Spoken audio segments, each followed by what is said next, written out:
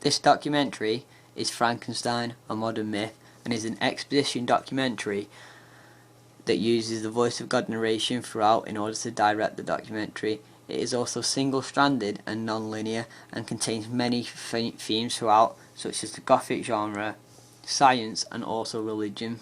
Here we can see the title screen for the documentary, where graphics have been used, and the Gothic font also helps to establish the genre. We can also see how the background also has Gothic themes and creates a certain theme for the documentary.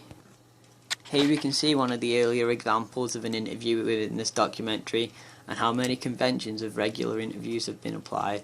We can see how that the interviewee, Daisy Hay, is situated just out of the centre of the screen in order to follow the rule of thirds. We can also see how the graphics are in the bottom right hand corner to give the audience an indication of who it is and what their job title is. This is an example of archive footage being used in the documentary, where it cuts away to the Frankenstein play. Archive footage is important as it allows for the editing to cut away from the interviews so that there is no jump cuts through the editing process. There is also further evidence of archive footage through this scene, The Revenge of Frankenstein from 1958. This will also be used so that the editing can cut away and so that it is more continuous rather than jumping.